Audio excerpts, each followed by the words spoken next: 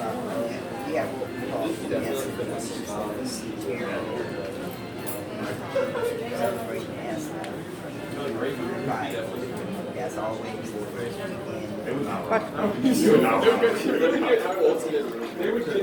weekend.